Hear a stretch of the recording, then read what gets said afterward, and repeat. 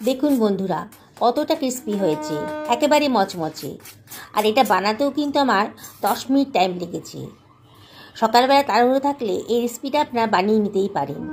এত পুষ্টিকর আর টেস্টি। সব বন্ধুদের স্বাগত জানাচ্ছি আমার কুকিং চ্যানেলে। একটা মিক্সার গ্রাইন্ডার নিয়ে নিয়েছি, তার মধ্যে দিয়ে দিলাম 1 বাটির মতন কড়াইশুঁটি। এটাকে গ্রাইন্ড করে নেব। এর মধ্যে দিয়ে দিলাম 2খানা কাঁচা লঙ্কা আর একটুখানি আদা কুচি। জল ছাড়াই প্রথমে এটাকে আমি গ্রাইন্ড করে নিচ্ছি। খুব বেশি গ্রাইন্ড করব না, একটু দানা দানাই রেখেছি। দেখুন, একটু দানা দানা রেখেছি, তাহলে কিন্তু রান্নার টেস্টটা খুব সুন্দর আসবে। একটা ফ্রাই প্যান গরম করে নিয়েছি, তার মধ্যে দিয়ে দিলাম 1 টেবিল চামচ মতো সাদা তেল। তেলটা যখন গরম হয়ে গেছে তখন দিয়ে দিলাম 1/2 টেবিল চামচ মতো গোটা জিরে। যখন জিরেটা চটপট করে উঠেছে সেই সময় দিয়ে দেব গ্রাইন্ড করে রাখা কড়াইশুঁটিটা। গ্রাইন্ডার থেকে সমস্ত কড়াইশুঁটি পেস্টটা বার করে দিয়ে দিচ্ছি।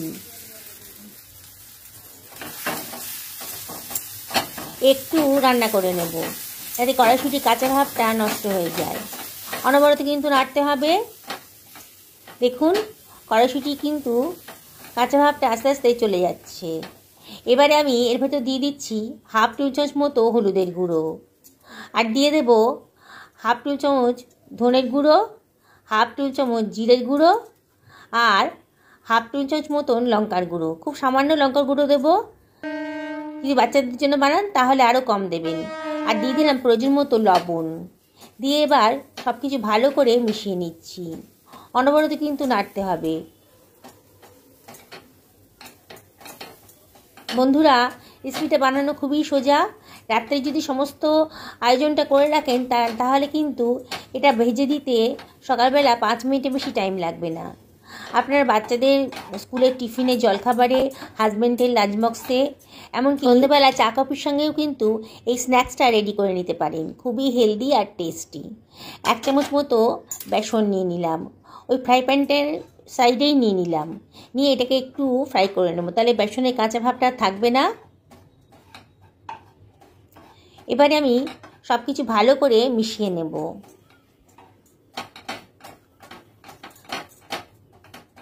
যখন চটপটা কিছু খেতে ইচ্ছে করবে সন্ধ্যেবেলা, তখন কিন্তু আপনারা এই রেসিপিটা বানিয়ে ফেলতে পারেন। এতে আপনি সিঙ্গারা, কচুরির স্বাদ পাবেন। দিয়ে দিলাম 1/2 টেবিল চামচ মতো চাট মশলা। চাট মশলা দিলে পরে খুব টেস্ট আসবে। আর দিয়ে দিলাম 1 টেবিল চামচ মতো ভাজা মশলা, গোটা জিরে, গোটা ধনে, গোটা লঙ্কা আর গোলমরিচটাকে ড্রাই রোস্ট করে একটুখানি গ্রাইন্ড করে নিয়েছি। আর দিয়ে দিলাম বেশ খানিকটা ধনে পাতা। দিয়ে সব কিছু আবারও ভালো করে মিশিয়ে নিচ্ছি। দেখুন বন্ধুরা, আমার কিন্তু ফ্রাই প্যানের গা থেকে আমার ডোটা ছেড়ে আসছে। এবার ঠান্ডা করার জন্য একটা থালার মধ্যে নিয়ে নিয়েছি। একটু গরম আছে, গরম অবস্থাতেই আমি এটাকে ভালো করে মেখে নিচ্ছি।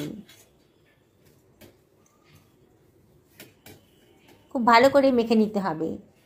দিয়ে এবার ছোট ছোট লেচি কেটে নিচ্ছি। আমরা যেমন পুরি বানাই সেরকম ছোট ছোট পুরির মতন লেচি কেটে নিচ্ছি। লেচিগুলো আগে থেকে কেটে রাখলে পরে আমার স্ন্যাক্সটা বানাতে খুব সুবিধা হবে, খুব তাড়াতাড়ি হয়ে যাবে। এই জন্য আমি সমস্ত লেচিগুলোকে কেটে রাখছি। সমস্ত লেচিগুলো কাটা হয়ে গেছে। এবারে একটা ফ্রাই প্যান গ্যাসে ওভেনে বসিয়ে দিয়েছি। এর ভেতর দিয়ে দিচ্ছি 1 বাটি পরিমাণ জল। আর এর ভেতর আমি দিয়ে দেবো 1/2 টেবিল চামচ মতো লবণ। আর দিয়ে দিচ্ছি 1/2 টেবিল চামচ মতো চিলি ফ্লেক্স। দেখতেও ভালো লাগবে আর খেতেও খুব স্বাদ আসবে। আর দিয়ে দিলাম বেশ খানিকটা ধনে পাতা কুচি। এবারে এর ভেতর দিয়ে দিচ্ছি 1 টেবিল চামচ মতো সাদা তেল। এবারে আমি সব কিছু ভালো করে মিশিয়ে নিচ্ছি। জলটাকে ফুটতে দেব। জলটা যখন বেশ গরম হয়ে গেছে তখন এর ভেতর দিয়ে দিচ্ছি 1 বাটি পরিমাণ চালের গুঁড়ো। আমি এখানে আতপ চালের গুঁড়ো নিয়েছি, আপনারা ইচ্ছা করলে যে কোনো চালের গুঁড়োই নিতে পারেন। এবার সব কিছু ভালো করে মিশিয়ে নিচ্ছি। গ্যাসের ফ্লেমটা মিডিয়াম টু লোতে রেখেছি। খুব ভালো করে সব কিছু মিশিয়ে নিতে হবে। অনবরত কিন্তু নাড়তে হবে, নাহলে কিন্তু চালের ডালা পেকে যাবে।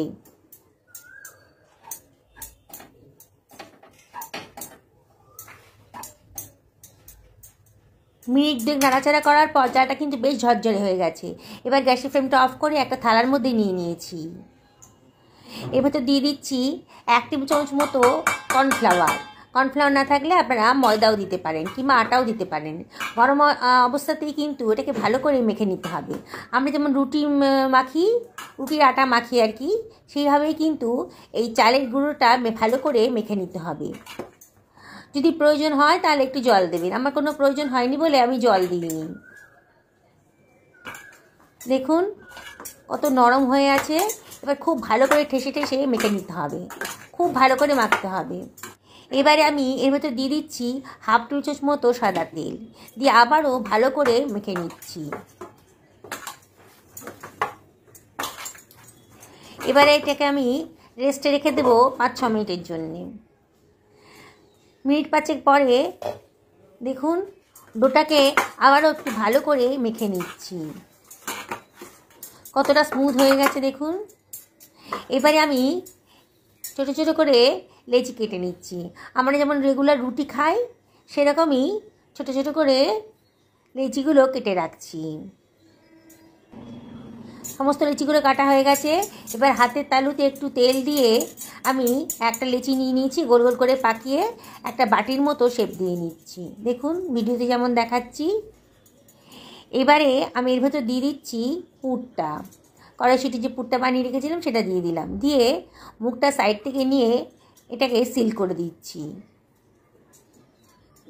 দিয়ে আবার গোল পাকিয়ে নিয়ে একটুখানি হাত দিয়ে চাপটা মতো করে নিচ্ছি। এভাবে বানালে কিন্তু পুর বেরোনোর কোনো সম্ভাবনাই থাকবে না। আমি বেলবো না, হাত দিয়েই করে নিচ্ছি। দেখুন সুন্দর করে শেপটা দিতে হবে, তাহলে দেখতেও ভালো লাগবে আর খেতেও রুচি আসবে। এবার দেখতে সুন্দর লাগার জন্য আমি ওপর থেকে ছুরি দিয়ে একটু কাট লাগিয়ে নিচ্ছি। আমি এখানে চ্যাপটা চ্যাপটা করেছি, গোল চ্যাপটা। আপনারা ইচ্ছে করলে যে কোনো শেপই দিতে পারেন। এইভাবে আমি সমস্ত লেচিগুলোকেই বানিয়ে নেব, লেচিগুলোকে পুর ভরে নেব আর কি, তাহলে আমার ভাজতেও খুব সুবিধা হবে। বন্ধুরা এটা খুবই স্বাস্থ্যকর, খুবই হেলদি। বাড়িতেই যদি এরকম সুন্দর কচুরি বলুন আর সিঙ্গারাই বলুন বানিয়ে ফেলতে পারেন, তাহলে রাস্তার খাবারগুলো কেন খাবেন? দেখলেন তো কত পুষ্টিকরভাবে বানাচ্ছি আমি এটাকে। এইভাবে আমি সমস্ত লেচিগুলোকে বানিয়ে নিলাম, আর দেখতে সুন্দর লাগবে বলে ওপরে একটু কাটও লাগিয়ে দিচ্ছি। দেখুন কত সুন্দর দেখতে লাগছে। এইভাবে আমি সমস্ত টিকাগুলো রেডি করে নিলাম। গ্যাসের ফ্রাই প্যানের ভেতর 5 টেবিল চামচ মতো সাদা তেল গরম করতে দিয়ে দিয়েছি। তেলটা যখন বেশ গরম হয়ে গেছে, এবার হাই ফ্লেম থেকে আমি এটাকে মিডিয়াম ফ্লেমে নিয়ে এসেছি করে এবার নাস্তাগুলো আমি ফ্রাই করে নিচ্ছি। আমি এখানে শ্যালো ফ্রাই করছি, আপনারা ইচ্ছা করলে এটাকে ডিপ ফ্রাই করতে পারেন। চামচ দিয়ে ওপর দিকে একটু তেল ছড়িয়ে দিচ্ছি। যতটা অল্প তেলে ভাজা যাবে ততটাই খেতে ভালো লাগবে, মানে পুষ্টি স্বাস্থ্যের পক্ষে ভালো আর কি। আমি এখানে শ্যালো ফ্রাই করছি এই জন্যে। এবার বারে বারে কিন্তু ওলট পালট করে দিতে হবে, নাহলে কিন্তু পোড়া লেগে যাবে। মিডিয়াম টু হাইতে রেখেছি ফ্লেমটাকে, অনবরত কিন্তু ওলট পালট করে দিচ্ছি, তাহলে ভালো করে ভাজা হয়ে যাবে। দেখুন কালারটা চেঞ্জ হয়ে গেছে, বোঝা যাচ্ছে যে আমার নাস্তাগুলো রেডি হয়ে গেছে। এবার আমি তুলে রাখছি। যতটা সম্ভব তেলটাকে ঝরিয়ে নিয়ে এটাকে আমি তুলে রাখব। দেখুন আমার একটা ব্যাচ ভাজা হয়ে গেছে, আমি আর একটা ব্যাচও ভাজতে দিয়ে দিচ্ছি। বন্ধুরা রেসিপিটা ভালো লাগলে পরে একটা লাইক করবেন, কমেন্ট করে জানাবেন আপনাদের কেমন লাগলো, আর অবশ্যই কমেন্ট করে জানাবেন আপনারা কোথা থেকে ভিডিওটা দেখছেন।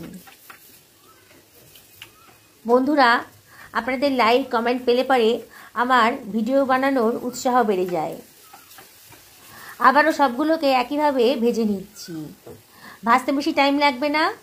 দেখুন বন্ধুরা কালারটা চেঞ্জ হয়ে গেছে, নাস্তাগুলোর দেখেই বোঝা যাচ্ছে ভীষণ ক্রিস্পি হয়েছে। বাচ্চারা খুব পছন্দ করবে আর বড়রাও তো পছন্দ করবেই।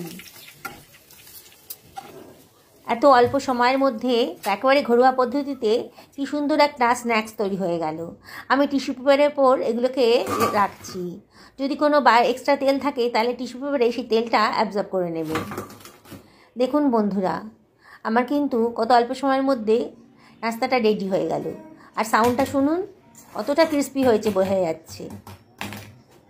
বাচ্চারা খুবই পছন্দ করবে। দেখুন কতটা ক্রিস্পি হয়েছে, সাউন্ডটা শুনে বুঝতে পারছেন তো কতটা সুন্দর হয়েছে। পুরে ঠাসা, এটা বানানো কত সোজা। ঘরে যদি এত সুন্দর একটা রেসিপি বানিয়ে ফেলতে পারেন তাহলে রাস্তার দোকানের খাবারগুলো কেন খাবেন।